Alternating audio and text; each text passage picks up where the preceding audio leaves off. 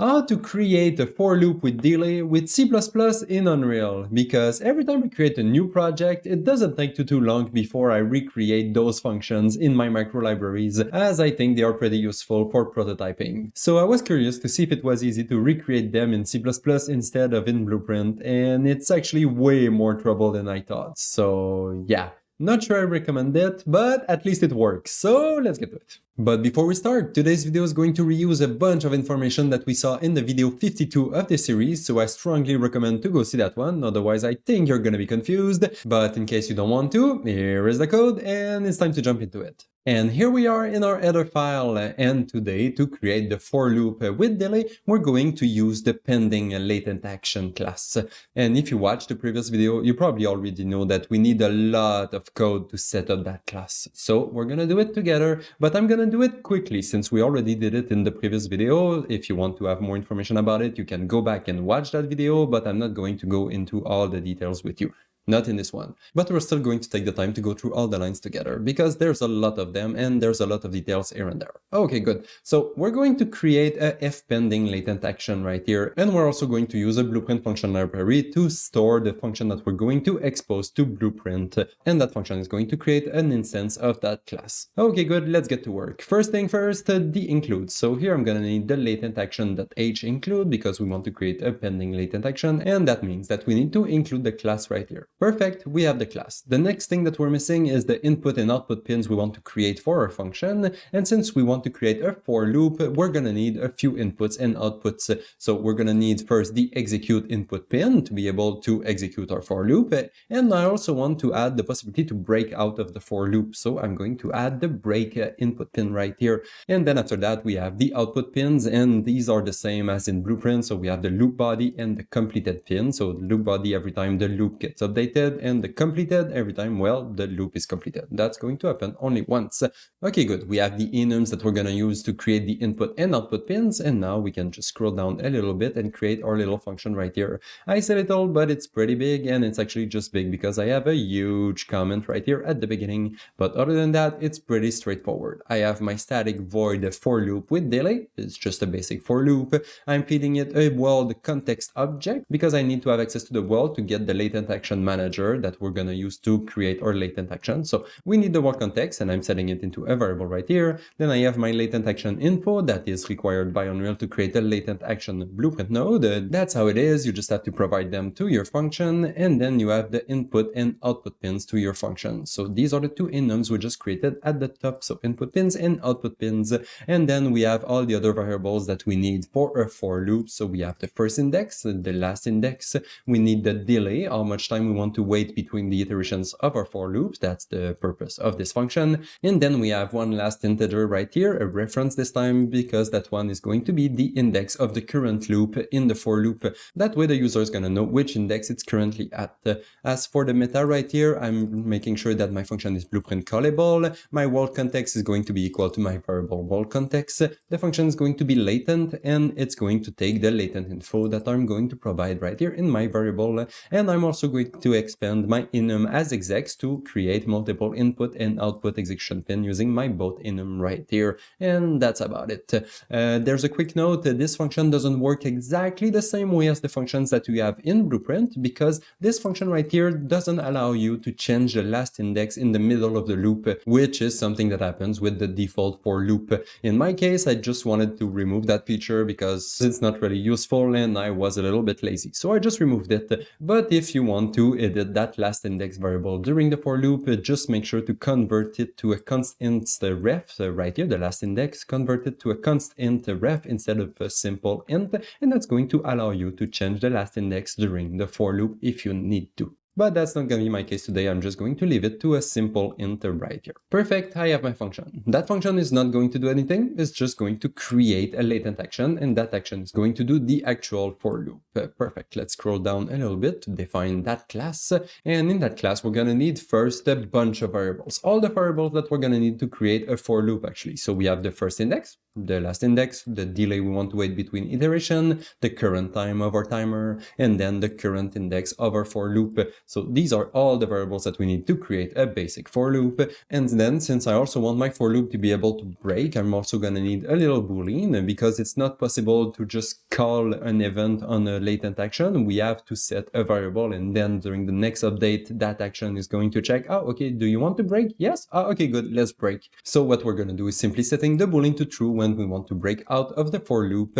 And then on top of that, we need the latent action info that Unreal is going to need to be able to retrieve which node to call after this blueprint node. And we're also going to need the execution pin that we're going to call. So either the completed or the loop body. So these are all the variables we're going to need to create our for loop. And on top of that, we're going to need a constructor to be able to construct our class. And that's what I'm going to do right here. So my for loop with delay, it's going to receive as input all the little variables, all of them that we're going to take from the blueprint and feed them into this instance. And they are going to be fed inside all those variables, obviously, super simple. And then we're also going to set a few default for the other variables. So my output pin by default is going to be the loop body. It doesn't really matter that one because you're probably going to set that one in the code before triggering the execution pin. But just in case right here, I'm going to set a default value. After that, we have the current index. For that one, I'm going to set it to the first -1. That way, I'll be able to increment the index first and then calling the function, which is going to automatically update the current index to the proper index. And since I'm going to increment first, I want to start below the actual first index we're going to call. So for example, if I wanted to start at the index 1, I'm going to start at the index 1 - 1, which is 0. I'm going to increment my index to 1, and then I'm going to trigger my loop body. So the index is going to be the proper index during the first iteration, and that's why right here I'm setting it to first -1.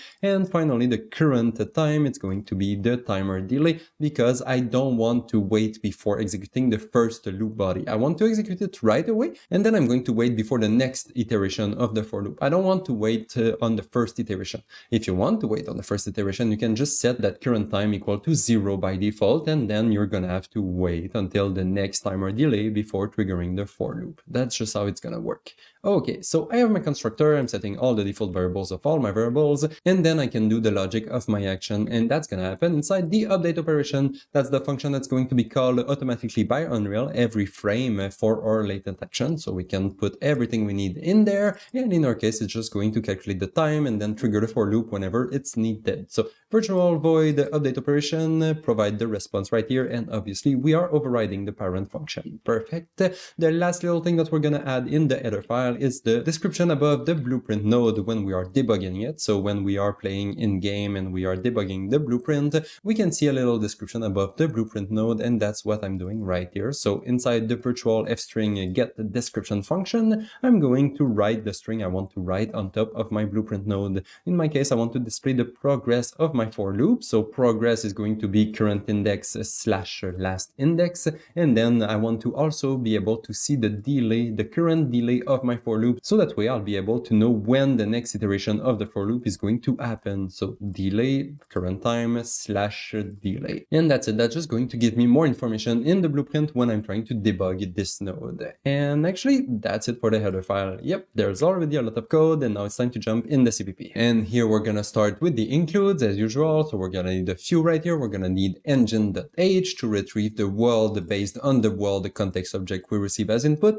Inside that world, which is world.h right here, we're gonna retrieve the latent action manager right here, and we're gonna use the latent action manager to actually trigger our latent action. And then after that, I'm gonna also use the editor engine.h because I want to be able to retrieve the world that is currently open in the editor in the case that the world context object is not valid. If you're only going to call this code from your game, then you don't need to include the Unreal ID right here, and you should be able to use that function in a packaged game. But in my case, since I want to use this function in both the editor and the game, I'm going to use the Unreal editor as a backup in the case that my world context object is not valid. But you don't have to do that if you don't want to. Good. So we're going to need the engine and Unreal ID module. I'm just going to make sure that they are in my build.cs file. I have my Unreal ID module right here, and I have my engine module right there. Perfect, I have everything I need. If you're missing some, please make sure to add them, otherwise it's not going to compile. Perfect, let's jump back in the CPP. So in the CPP, first thing we're gonna do, as I said, we're gonna retrieve the world from the world context, and that's what I'm gonna do right here. So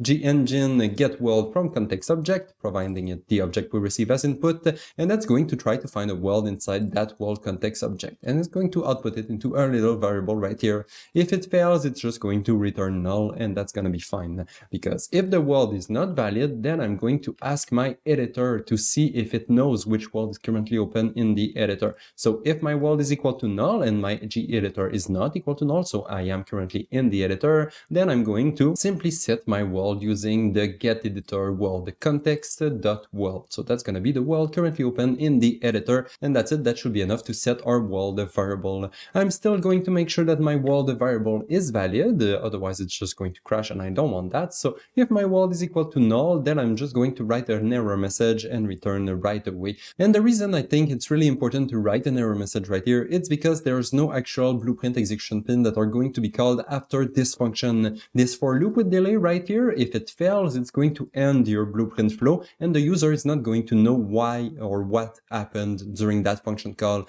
That's why right here I'm taking the time to write an error message to my user so the user knows what happened, or at least that something wrong happened during that call. Okay, good. Now we're sure that the world is valid. If the world is valid, then we can finally get the latent action manager from the world. So world get latent action manager, that's going to give us the latent action manager. And then using that latent action manager, what we're going to do, we're going to ask it if there's already an instance of that for loop that is currently running. If your for loop is already running and was called before, we're just going to wait until that for loop is completed before trying to trigger another for loop. So here, that's why I'm going to ask my latent action manager to see if there's already an existing action of the type f for loop with delay, which is my class, and also matching the latent info that we receive as input. So the ID of my node is that node already existing. If it already exists, it means that the loop is actually running at the moment and we don't want to disturb it. So we're not going to try to trigger another for loop on top of that current one, because, well, actually it's not going to work first, and also because that doesn't really make sense. If the for loop is already running, we will need to cancel it before trying to trigger another one. At least that's how I think. So here I have my existing action. It might be valid or not, and now it's time to decide what we want to do with it. And I say decide because there's two execution pins that can be called on this blueprint node. We have the execute and we also have the break. In the case that we want to do an execute, that will mean that the user wants to start a new for loop.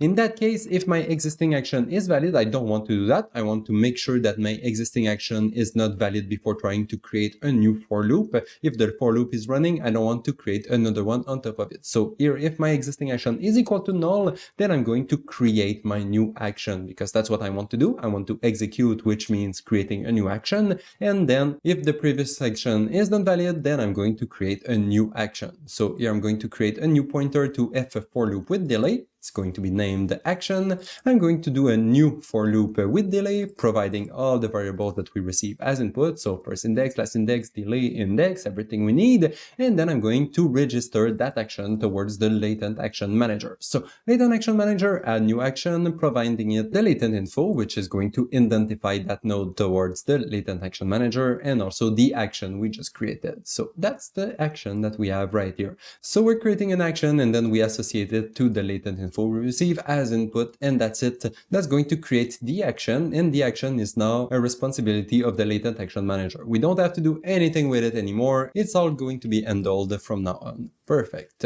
So that was to create a new action to start a new for loop. But what if we call the break pin instead? So if my input pin is equal to break, in that case, I want my existing action to be valid, because if it's not valid, I cannot break out of the loop because the loop is not running. But if the loop is running, then I want to break out of that loop, because that's what the user is asking for. So existing action b1 to break is equal to true. And during the next update operation, we're just going to break out of that for loop because that's what the user asks asked for. And finally, the last little thing I'm going to add in this function is just a little comment to remind me that there's no execution pin that are going to be called in here. Nothing at all. That's going to be the end of your blueprint flow until the update operation calls an execution pin. Until then, there's nothing that's going to be called. Your flow stop here until we do the update operation. So we're going to scroll down and do that one. That one is going to be the real for loop. That's going to be the real logic of what we want to do today. So to do my for loop, what do I want to do? I want to first check, okay, is it time to break out of the loop or is the loop completed? Because if I want to break or if the loop is completed, it means that, well, I don't have to do anything else anymore. It means that I'm done actually. So I'm just going to complete my action right here. So if I want to break out of my for loop, it means that, well, I want to break. And also if my current index is greater or equal than the last index, it means that I've already executed the last index since we're going to increment it afterwards. And now we're at the next update, which means that, well, we can complete our for loop. So that's what I'm going to do right here. Output is equal to completed because we want to complete the for loop. And then I'm going to complete my action by calling finish and trigger if on top of our response. So finish and trigger if, it's going to finish the action only if the boolean is true. And in our case, well, it's true. So that's good. It's going to complete the action. And it also needs to know all the latent information that it needs to know to be able to trigger the next blueprint node properly. Response finish trigger if, it's going to always finish because I'm forcing it to true right here, and it's going to trigger the next execution pin using the completed pin right here. Perfect, that was simple. Now we know how to exit our for loop and complete our action.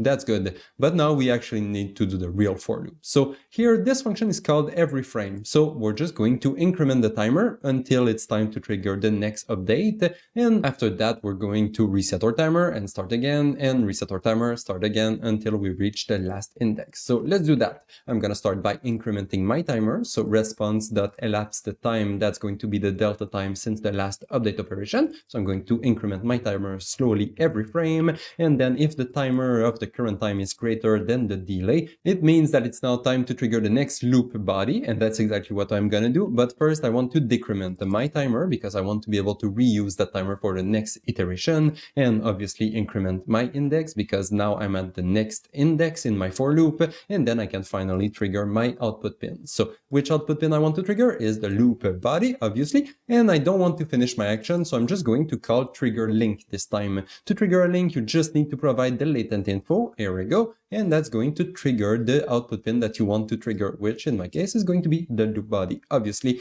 And that's it. We can just return right here because the for loop is going to execute your blueprint flow. And that's it for this function. If it reaches the end, it means that we just have to wait until the next update, until the timer gets big enough so we can call the next loop body. So to recap, I'm just entering my for loop every frame. So that's going to be called really often. I'm going to start by checking if I want to finish my for loop or break out of the for loop. If so, I'm going to trigger the completed pin and also destroy my action by calling finish and trigger if. That's going to trigger the pin and then destroy the action object.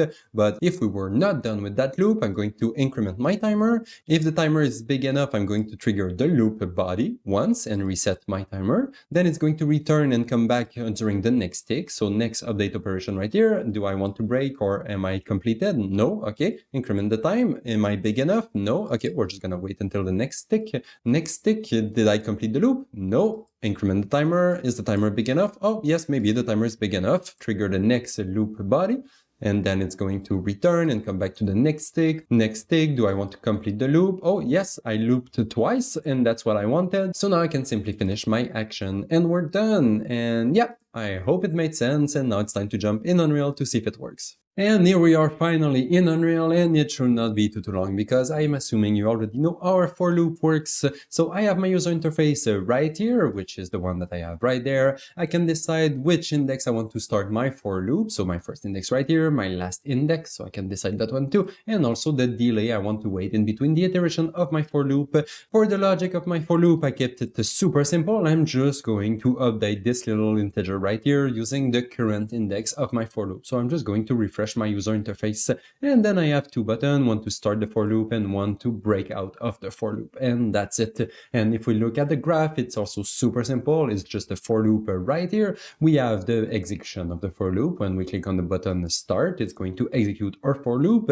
The for loop is going to take the first index as input, which is the one from the user interface. Same thing for the last index. And then we also have the delay between the iterations of our for loop, also coming from the user interface, obviously. And then that for loop is going to run. It's a latent function, so it's going to wait a certain amount of time before calling the loop body, and the loop body is going to be executed every time the delay is reached. So it's going to call the loop body, wait, call the loop body, wait, call the loop body, wait. If it's completed, it's going to call completed, obviously. In the loop body, as I said, I'm just going to update the text that is written in the user interface, and I'm also going to write either looping or completed in the user interface, depending if I'm looping or if the for loop is completed. And finally, if I click on break, it's just going to break my for loop as usual, like a normal for loop. Okay, let's run the user utility widget right here. I'm just going to select it to see what happens, and then I'm going to start a loop. We can see that the loop, well, it's running. I started my loop, and now it's progressing from 0 to 10, and we can even see the delay in between the iteration of my for loop, and that's pretty cool. I can increase the start index, why not? So I'm going to start at 5 instead of starting at 0. Same thing, I can increase my last index, so from 6 to 15, here we go. I can reduce the delay, so I can try to start a new loop with a smaller delay, so it increments way faster. Here we go, making slower instead, 2, 2, 2. Here we go, the for loop, it takes way more time in between iterations. Perfect, so it seemed to work. What about if I try to start another for loop while the previous one is running? Well, it doesn't do anything. The current for loop is still running. I'm trying to start a new one. It doesn't work. Once it's completed, it's completed. And I can start a new one, but I can also break out of my for loop. Here we go, I'm breaking out of the for loop right away. Here we go, cancel the for loop, start to cancel, and it's going to write completed in my user interface with the current integer at which I am when I'm breaking out of the for loop. Obviously, there we go. So yeah, that's a for loop, super simple, and yeah, it was actually way more complicated than I thought to create that in C++, so I'm probably just going to keep creating my for loop with delays in Blueprint instead. But anyway, that's gonna be it for today's video, and I'm gonna see you in the next one. Bye bye.